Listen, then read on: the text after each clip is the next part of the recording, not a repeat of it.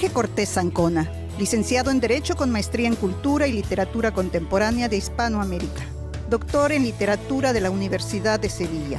Tomó un curso de creación literaria y de medios impartidos por la SOGEM en Yucatán y uno de escritura creativa en la Universidad Complutense de Madrid. Es autor del poemario Tiempo de Espera, del libro de relatos Confidentes, del texto Panorámica Plástica Yucatanense, de Evocación de Hechos y de Cóctel de Bienvenida y otras obras breves. Igualmente de los opúsculos Breve Repaso Histórico de la Pintura y el Dibujo en Yucatán y Salvador Alvarado, Revolución y Cultura, así como del capítulo sobre artes visuales de la actualización más reciente de la Enciclopedia Yucatanense. Ejerció la coordinación general y co-conducción del programa de radio Amigos, Libros, Arte y Tradiciones y la conducción del programa La Voz de los Libros en el Canal 13 de la televisión local. Hola, ¿qué tal? Soy Mar Gómez. Les doy la bienvenida a un programa más de letras, libros y escritores. El día de hoy tenemos la visita de un escritor con un amplio currículum. No vamos a hablar de todo eso, solamente vamos a comentar que él es abogado de profesión, tiene la maestría y el doctorado en literatura hispanoamericana contemporánea, es un ícono representativo de la literatura en la península yucateca, poeta, entrevistador también en algunas ocasiones de la radio, tuvo algún programa en televisión también, narrador, Premio Nacional de Periodismo en cuanto a la divulgación de la cultura local, comentarista crítico, y bueno, es todo un estuche de literatura. Estamos hablando de Jorge Cortés Ancona, que Jorge, un gustazo tenerte en el programa, bienvenido. Ahora sí, pues, vas a estar acá de este lado. Claro, gracias Mar, muchas gracias por haberme invitado al programa. ¿Cómo estás, Jorge? Muy bien, muy bien. Pues bienvenido, bienvenido a Teleyucatán. Y Jorge, vamos a iniciar hablando un poquito acerca de tu infancia. Nos gustaría conocer cómo es que el Jorge niño llegó o tuvo acceso a la literatura y posteriormente cómo fue su evolución al paso de su crecimiento como adolescente hasta llegar a la edad adulta.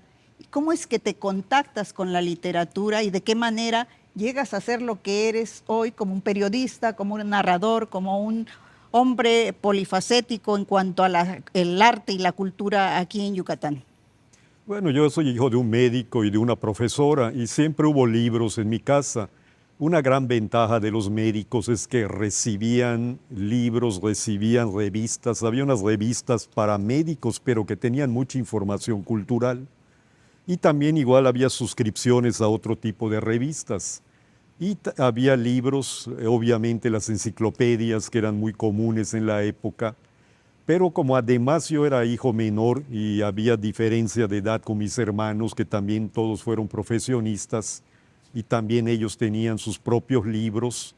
Eso me ayudó mucho a formarme. Yo leía mucho periódico, yo era lector de periódico porque llegaban a mi casa, ahí me tiraba yo al piso a leer, y también me gustaban mucho los atlas geográficos, o sea, ver mapas, eso era algo que también me atraía mucho. ¿Estás hablando de qué edad más o menos? Te estoy visualizando como un niño pequeño. Yo aprendí a leer a los 6 años y curiosamente lo que me motivó a aprender a leer, que lo hice, según tengo entendido, solo, fue el Mundial de Fútbol de 1970. Yo me movía entre Mérida y Tizimín, mi familia estaba siempre entre Mérida y Tizimín, y ahí la televisión no llegaba muy bien, llegaba la señal pues muy borrosa, pero en las noches se podía ver la tele, podía ver los partidos y había álbumes. Los productos comerciales acostumbraban tener figuritas y álbumes que uno iba pegando y todo eso contribuyó a que yo también aprendiera a leer. Lecturas cultas, por lo que veo desde pequeño, ¿no? Muy variado, es que en general me ha interesado todo. O sea, por un lado me interesa la vida pública en general, o sea, la política, el deporte, la cultura, pero igualmente había mucha lectura histórica, literaria. Sí, pero de pequeño me supongo era esto, ¿no? De lo que comentas, los atlas y todo Y de esta, todo, de pero todo un también poco. para mí fue muy importante la parte oral porque había mucha conversación, escuchaba yo las pláticas de los mayores, pero también con los niños, tanto de Mérida como en Tizimín, las historias que contaban. Ahí se hablaba siempre de leyendas o se hablaba de hechos fantásticos que presuntamente les habían ocurrido. La narración oral La de los narración pueblos. oral, claro. Oye, y de adolescente, ¿cómo es Bueno, ya que de adolescente sí me volví un lector voraz. Ya yo pedía los libros, compraba libros también y me puse ahí metódicamente a leer la literatura española desde el poema del Cid hasta llegar al Quijote, ir leyendo diferentes obras, a Gonzalo de Berceo, el Arcipreste de Ita, el Romancero, leer a la Celestina. esto en la secundaria me parece algo realmente poco común? Los adolescentes normalmente no suelen aficionarse amorosamente con este tipo de literaturas. Claro, pero yo me motivé Ajá. mucho también por lo que veía en la secundaria, las clases de español. Sobre todo me acuerdo que en tercero de secundaria tuve una maestra que era muy motivadora y el libro tenía muchas lecturas de interés y eso hizo también que yo empezara a leer y por ejemplo empecé a leer literatura hispanoamericana, Aura, El Llano en Llamas, varias novelas de García Márquez. Y así por el estilo me fui formando. Ya en la preparatoria, en el Colegio Americano en Mérida, me dedicaba yo a leer ampliamente y lo que eran materias como matemáticas, biología, química, las iba yo estudiando a mi ritmo. Nunca reprobé a final de cuentas, fui de los pocos alumnos que aprobamos todas las materias, pero evidentemente mi interés estaba más centrado en literatura, en historia, en gramática, en sociología, en esas materias. Oye, ¿y cómo fue ese paso de la lectura a la escritura? Bueno, siempre me gustó crear historias, me gustó hacer parodias también. Tenía cierta facilidad también para cuestiones métricas de rima. Así que desde niño, pero eso de una manera natural, espontánea, ya de forma más sistemática, sí, ya cuando estaba en la preparatoria, que estuve escribiendo ya, o sea, ya de manera más general. Y luego, pues, el hecho de estudiar una carrera como derecho, donde tienes que escribir, o sea, tienes que estar ahí redactando, también eso me facilitó mucho las cosas. Pero siempre me interesó escribir cuestiones de tanto narrativas, mucho ensayo, eso sí, mucha cuestión opinativa, y también igualmente escribir en verso. Ok. ¿Por qué derecho? ¿Por qué una persona, un Por- joven, un niño tan cercano siempre a la literatura, al final pero en la elección, en el la caso, vida, en obviamente, el caso pero... mexicano y Ajá. particularmente en Yucatán ha habido una estrecha relación de la literatura y el derecho.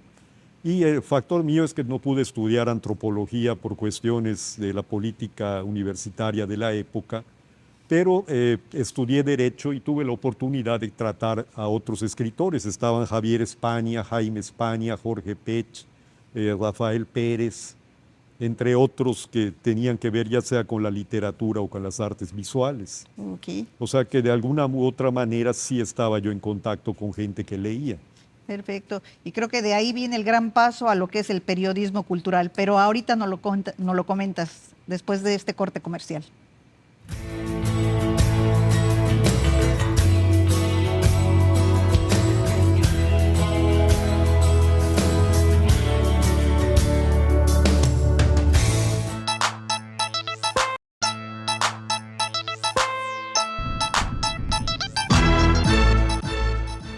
Estamos de regreso charlando con Jorge acerca de este proceso y la evolución hasta llegar a ser un periodista de gran renombre, pero muy marcado sobre la línea del periodismo cultural. ¿Cómo es que llegaste hasta, ya, bueno, ya comentabas, ¿no? El vínculo que hay con tu formación y con tu vocación también, pero platícanos un poquito más cómo es que ya te dedicas por entero a lo que es el periodismo cultural hasta llegar a, pues a ser premiado con, con esto que es pues algo muy importante creo para ti, el reconocimiento social de lo que es un periodista que divulga todo lo que se vive en la península yucateca? Bueno, cuando era yo niño escuchaba Radio Universidad, tenía yo ahí un radio que me habían regalado y ponía yo la estación y escuchaba yo los programas, ¿no? Todo lo que era también de música clásica y lo que eran los noticieros informativos predominantemente culturales. Y así continué escuchando, todavía ya en los tiempos de la preparatoria, y yo iba a muchas actividades culturales. Acá estuve un tiempo viviendo solo en Mérida, era un chavo de entre 16 y 18 años, porque estaba yo estudiando, mis papás estaban en Tizimín, y yo acá iba mucho a ver obras de teatro, a conciertos, mucha exposición de pintura, muchas conferencias. Siempre hemos tenido una buena actividad cultural acá en Mérida. Y yo escribía por mi cuenta para mí mismo, nada más pequeñas reseñas.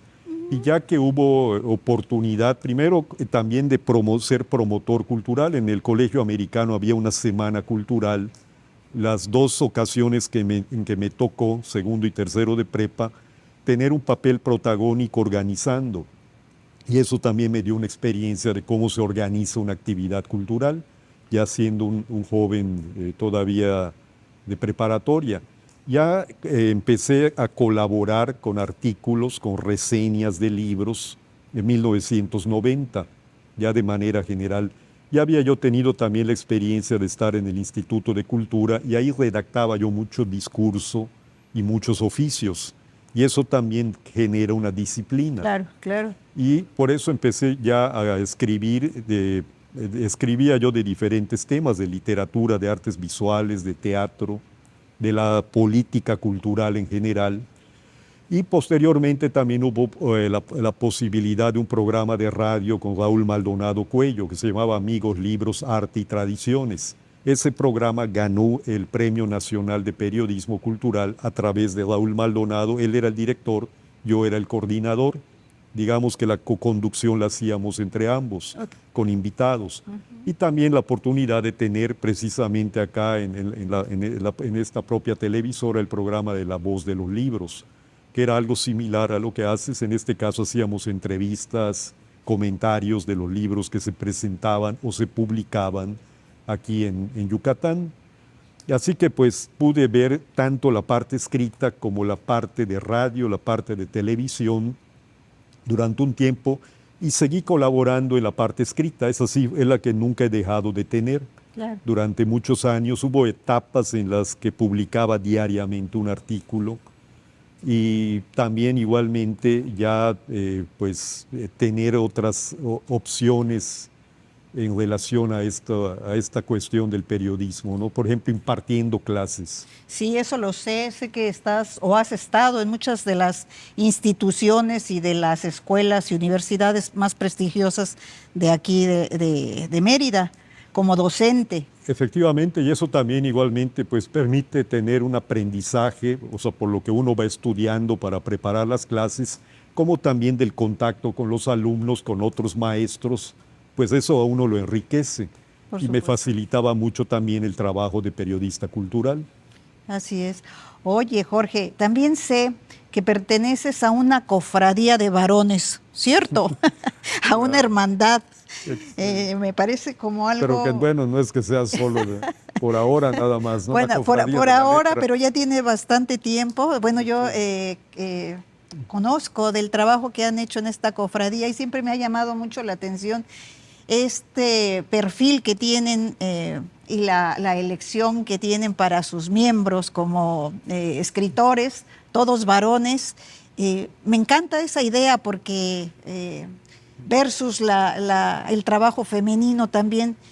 Me gustaría que nos comentaras algo de esta cofradía, cómo inició, y sé que pues haces trabajo ahí, que tienes un buen trabajo ahí, aquí lo tenemos, es este libro, un cóctel que escribiste aquí, un buen cóctel de bienvenida a muchas letras, creo es el trabajo que tienes tú aquí, pero antes si puedes comentar un poquito lo de la cofradía. Pues, el promotor, el animador, el eje ha sido Edgardo Arredondo, el novelista, cuentista, cronista, médico, y él es el que ha aglutinado a pues, a escritores de diferentes generaciones, que ahí hemos estado pues, hablando sobre temas de literatura, sobre la política, sobre la vida cultural, sobre la vida en general, temas de salud, obviamente también hay 2 médicos.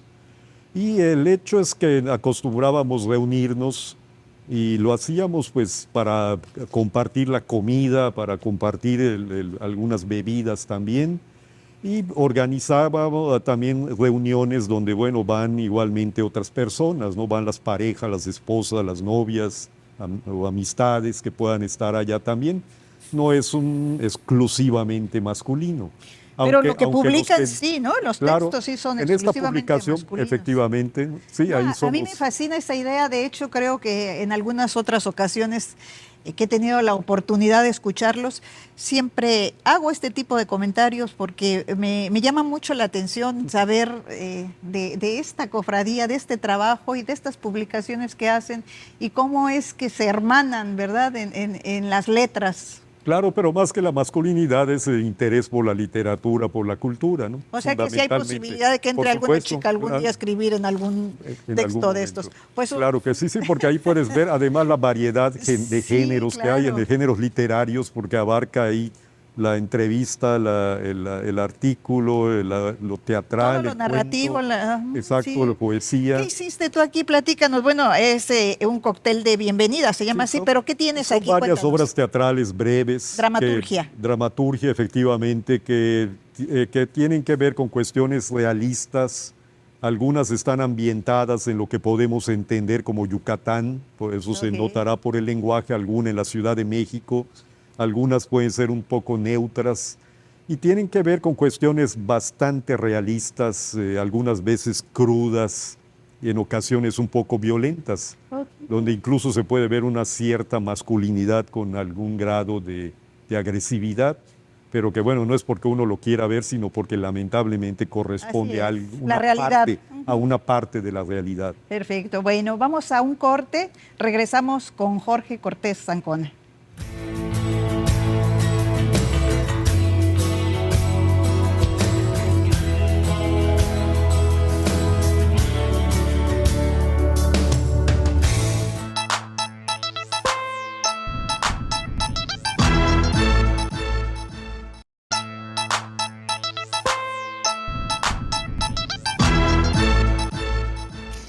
Jorge, otro de los textos que me han llamado fuertemente la atención es este último que presentaste en la pasada Filey, Confidentes. Yo soy de las personas que me encantan los títulos, me parece un lenguaje paratextual muy interesante. Y en este caso, bueno, estamos hablando de Confidentes y de lo simbólico que representa la portada en sí, ¿no? Estas sillas típicas de acá de la península, las sillas confidentes, el tú y yo, para venir a platicar de mil cosas. Cuéntanos de este texto, ¿qué es lo que podemos encontrar los lectores en Confidentes? Bueno, es un conjunto de relatos de diferente extensión y el que le da título al libro es uno que precisamente se llama Confidentes, que tiene que ver, como tú dices, con estas sillas que encontramos en diferentes espacios públicos de la ciudad de Mérida y que acá da lugar a una historia en la Plaza Grande. O sea, son varias historias que se conectan entre sí. O sea, que tienen allá un desajuste temporal hecho a propósito, pero que están totalmente integradas, ¿no? En función de una turista que va a tener una relación con un gabachero que la engaña y va a sufrir un acto de violencia, y hay otros personajes que están también alrededor. Y hay otros cuentos también que tienen que ver con cuestiones principalmente realistas.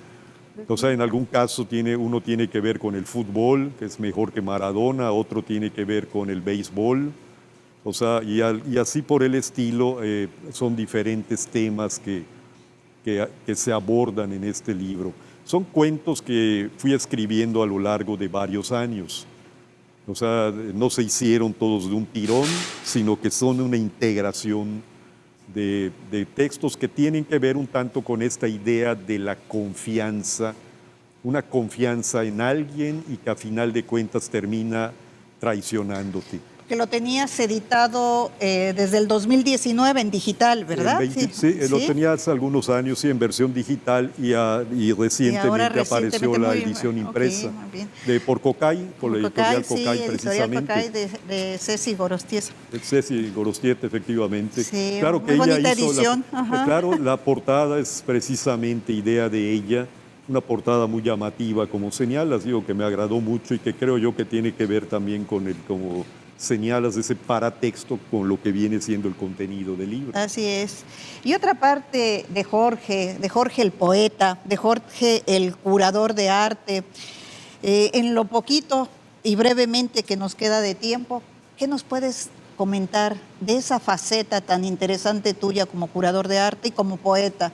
Sé que tienes por ahí un poemario, Tiempos de Espera, que fue el primer poemario y bueno, entre muchísimas... muchos más trabajos que tienes acerca de la poesía. Platícanos un poco, Jorge, de esas dos partes. Sí, la poesía siempre me ha gustado, he sido un lector de poesía constante, es lo que nunca he dejado de leer, y también de escribirla. Allá es Tiempo de Espera, que es del año 2000, editado por Maldonado Editores. Es un poemario con poemas que son predominantemente herméticos. La idea del tiempo, la idea de la espacialidad en cuanto al ser y el estar, la cuestión de la otredad. En términos generales es un poemario que tiene diferentes formas de expresión, predominan los versos en decasílabos, hay sonetos, algunos en verso libre, y que tienen una idea de conjunto. Pero también he escrito otros poemas que no se han agrupado en libro. Poemarios. Poemarios también, o sea, poemas que bueno, han estado sueltos, se han publicado en diferentes momentos, en diferentes revistas o en medios digitales, y algunos tienen también alguna intención de humor. Por el otro lado, me preguntas de la parte de la curaduría. Efectivamente, también ya venía yo haciendo ese trabajo desde los años 90, aunque no me consideraba como tal, en exposiciones que montábamos en la Delegación Estatal del ISSSTE, que yo trabajé ahí varios años en acción cultural y acostumbrábamos montar exposiciones. Ya también en tiempos recientes he estado llevando a cabo diferentes exposiciones, generalmente historicistas, como las que tienen que ver con el centenario de la creación de la Escuela de Bellas Artes. Es la idea de recuperar toda esta producción artística que ha sido enorme en Yucatán y que tristemente se ha perdido en gran escala. Así que era un trabajo muy complicado porque había que estar recuperando la obra. He escrito libros sobre la historia de la pintura y el dibujo en Yucatán y eso me ha ayudado mucho también a esta tarea. Otra que fue muy curiosa era la relacionada con Dinamarca y Yucatán, con Christian Rasmussen, porque en este caso son dos penínsulas que abarcan hacia el norte y uno se preguntaría qué relación puede haber y resulta que hay mucha entre lo que yo sabía y lo que sabía Christian de un lado y del otro. Se pudo hacer una exposición multidisciplinaria, no solamente de arte, sino de lo histórico, de lo médico, de lo antropológico, en fin, muy variada. Y también igual algunas que tienen que ver con Felipe Carrillo Puerto. Una de las que hice recientemente, que está todavía, bueno, que ha estado en este semestre, es una de Castro Pacheco, que se titula Mujer, las rutinas del agua, que me encantó hacerlo, porque me permitió ver, o sea, esta idea de cómo se representa la mujer en la cuestión laboral, la cuestión de la doméstica, del aseo, o en la reflexión frente al mar, y también allá, en este caso, contrastar con algunas imágenes masculinas con el mar. Pero fue una exposición que permitió ver otra faceta de Fernando Castro Pacheco. Esa fue muy reciente, ¿verdad? Exacto, en el Centro Cultural Fernando Castro Pacheco se llevó a cabo esta exposición.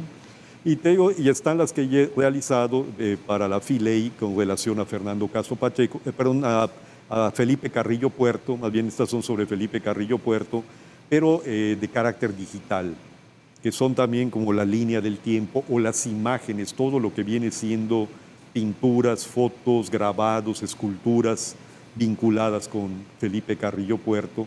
y alguna también que tiene que ver con los libros, con la relación tipográfica y de las portadas. Esa fue la más reciente. Era como un recuento de más de 200 años de impresos en Yucatán. Jorge, pues un agasajo escucharte, de verdad. Te queremos agradecer mucho la visita aquí a Teleyucatán, que es tu casa. Puedes volver cuando gustes. Ojalá tengamos la posibilidad para seguir hablando sobre lo que viene, sobre lo que estás haciendo. Parece ser que eres muy disciplinado y que como que es parte del proyecto de vida que tienes. Tú lo que es el arte, la cultura, lo tienes impregnado en una disciplina que te imagino escribiendo a diario, con algunos rituales, como, no sé, con esta parte tan amorosa y tan afectiva por la literatura y por el arte y la cultura de Yucatán. Muchas gracias, bienvenido. Estás en tu casa cuando vuelvas a querer venir a platicarnos de lo que estás haciendo recientemente. Te agradecemos mucho la visita. Pues muchas gracias, Mar. Agradezco mucho la invitación, igualmente a la televisora y a todo el staff que ha permitido llevar a cabo este programa. Gracias.